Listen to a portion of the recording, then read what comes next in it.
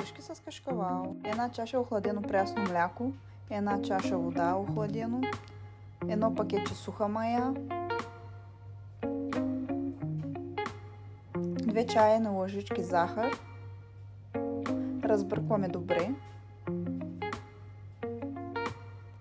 половин чашка олио.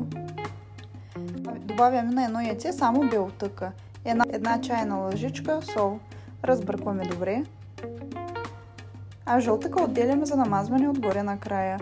Аз общо добавих 650 грама брашно постепенно.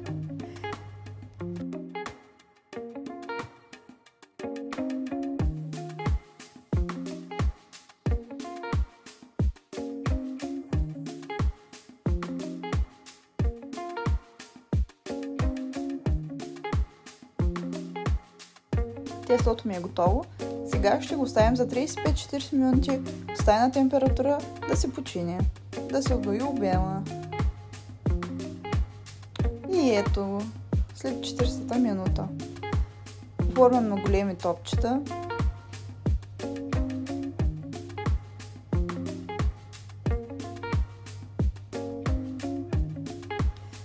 Аз слагам 1/4 от кремвреша и кашкавал.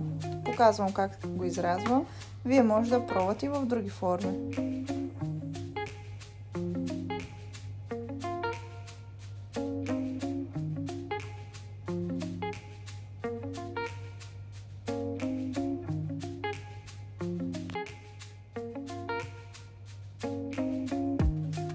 Сега ще го оставим да втаса още 15 минути. След като е втасало, намазваме с жълтъка и го печем с горен-долен реалтан за 30 минути. Готови пухкави